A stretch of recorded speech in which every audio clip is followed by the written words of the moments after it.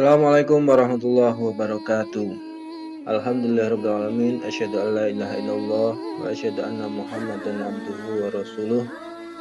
Alhamdulillah, kita masih diberi kekuatan oleh Allah Subhanahu wa taala untuk senantiasa melaksanakan kewajiban kita sebagai seorang muslim, yaitu thalabul ilmi atau mencari ilmu.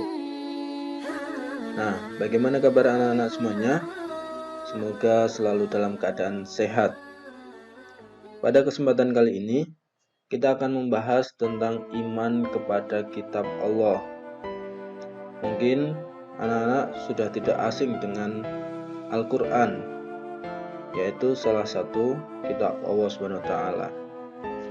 Namun, sebelum kita lanjutkan, silahkan pause video ini terlebih dahulu untuk berdoa sejenak supaya apa yang kita pelajari pada hari ini bisa bermanfaat.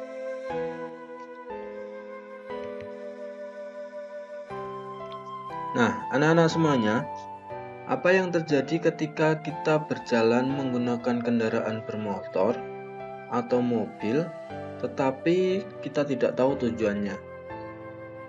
Kita mau kemana dan mau ngapain? Kira-kira apa yang terjadi? Ya, betul. Kita hanya akan buang-buang waktu. Kita hanya akan buang-buang bahan bakar. Bahkan bisa-bisa kita akan tersesat dan tidak tahu jalan pulang. Nah, itulah gambaran begitu pentingnya kitab suci bagi kita. Kitab suci itu sebagai petunjuk bagi kita selama hidup di dunia ini. Pengertian iman kepada kitab Allah. Iman artinya percaya. Iman berasal dari kata amana yu'minu imanan, yang artinya percaya dengan sepenuh hati. Iman kepada kitab Allah artinya kita harus mempercayai dengan sepenuh hati kita bahwa kitab yang diturunkan oleh Allah Subhanahu wa taala kepada kita itu benar-benar adanya sebagai pedoman hidup kita agar dapat meraih kebahagiaan di dunia maupun di akhirat. Jika kalian ingin bahagia dunia akhirat, ya harus percaya terhadap kitab Allah Subhanahu wa taala. Dalam surat Al-Maidah ayat 16 disebutkan, dengan kitab itulah Allah memberi petunjuk kepada orang yang mengikuti keridhoannya ke jalan keselamatan, dan Allah mengeluarkan orang itu dari gelap gulita kepada cahaya dengan izinnya yang menunjukkan ke jalan yang lurus. Di dalam agama Islam, kita wajib percaya terhadap 4 kitab suci yang telah diturunkan oleh Allah Subhanahu wa taala kepada Rasul-Nya. Apa sajakah keempat kitab itu? Yang pertama, kitab Taurat. Kitab Taurat ini diwahyukan kepada Nabi Musa alaihissalam pada abad ke-12 sebelum Masehi.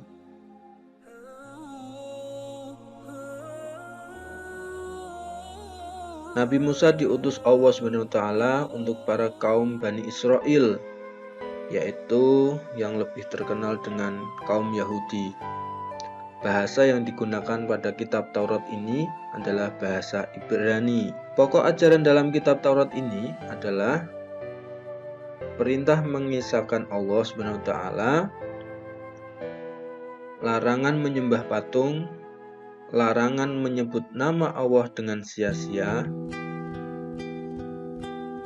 perintah menyucikan hari Sabtu, larangan membunuh sesama manusia, larangan berbuat zina, larangan mencuri, larangan menjadi saksi palsu, dan larangan mengambil hak orang lain. Yang kedua, kitab Zabur. Kitab Zabur diturunkan kepada Nabi Daud alaihissalam. Kitab Zabur ini berbahasa Kipti karena memang diperuntukkan kaum Kipti, yaitu kaumnya Nabi Daud alaihissalam. diturunkan pada tahun 10 sebelum Masehi. Nah, yang ketiga yaitu kitab Injil. Kitab ini diturunkan pada permulaan Masehi. Kitab ini diwahyukan di daerah Yerusalem. Kitab Injil diperuntukkan kaum Suryani. Kitab Injil ini menjadi pedoman kaum Nasrani agar melaksanakan perintah Allah Subhanahu wa taala. Sedangkan isi kitab Injil antara lain yaitu diperintahkan untuk mengesahkan Allah Subhanahu wa taala, membenarkan kitab Taurat, menghapus beberapa hukum dalam Taurat, dan menjelaskan bahwa kelak akan datang kembali Rasul setelah Nabi Isa, yaitu Nabi Muhammad SAW. Nah, kitab suci yang keempat yaitu Al-Quran.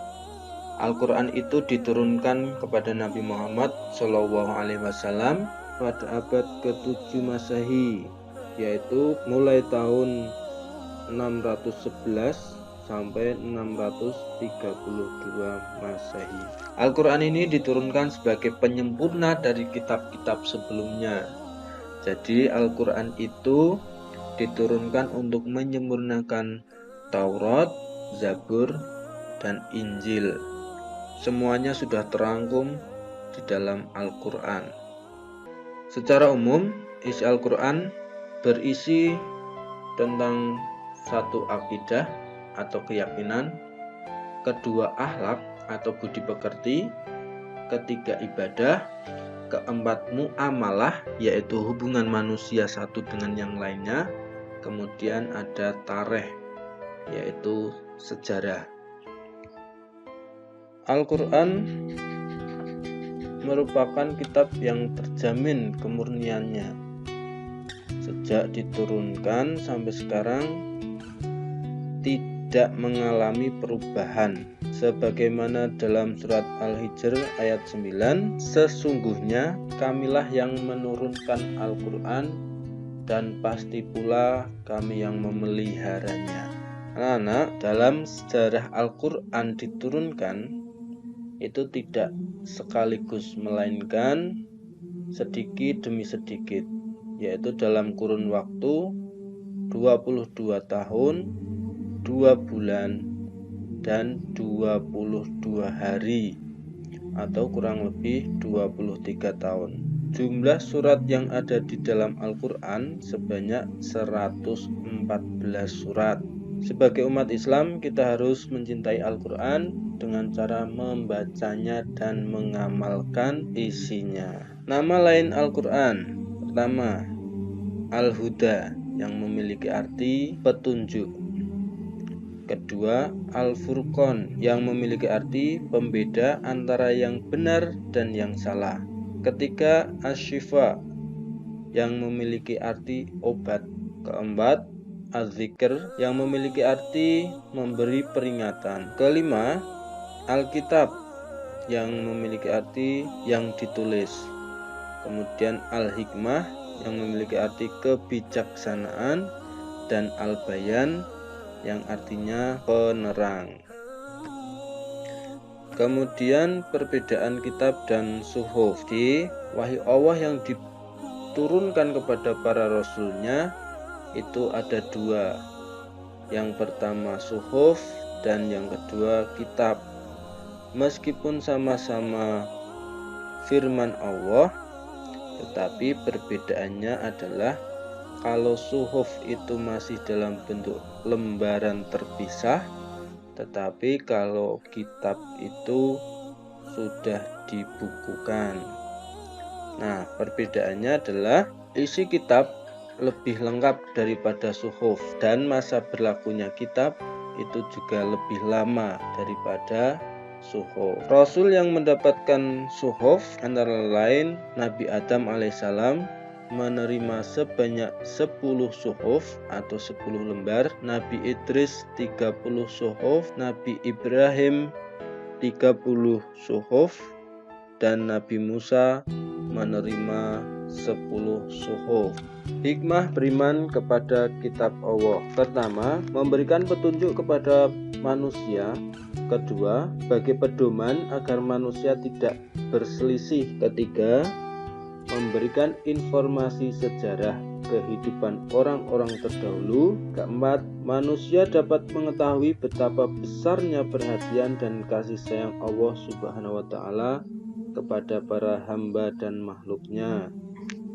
Kelima, manusia yang beriman akan dapat mengetahui dan membedakan mana yang baik dan mana yang buruk. Keenam, mensyukuri segala anugerah dan nikmat dari Allah Subhanahu wa Ta'ala. 7. Hati manusia menjadi lebih tentram dan menambah ilmu pengetahuan. 8. Memiliki sikap toleransi yang tinggi karena kitab Allah memberikan penjelasan tentang penanaman sikap toleransi, saling menghormati dan menghargai orang lain.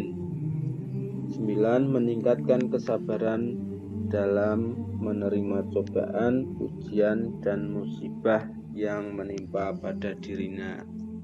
Terakhir, bacalah Al-Quran karena setiap hurufnya akan dibalas 10 kebaikan. Orang yang belajar Al-Quran dan yang mengajarinya itu akan diringankan siksanya. Di dalam hadis disebutkan, man istadharul Qur'ana khaffafallahu tabaraka wa ta'ala an abawaihil adzaba wa in kana kafirin. Siapa saja yang belajar Al-Quran, pasti kedua orang tuanya diringankan siksanya, sekalipun mereka berdua itu kafir. Mungkin cukup sampai di sini untuk pembelajaran kita pada kali ini. Kurang lebihnya saya mohon maaf. Saya akhiri. Wassalamualaikum warahmatullahi wabarakatuh.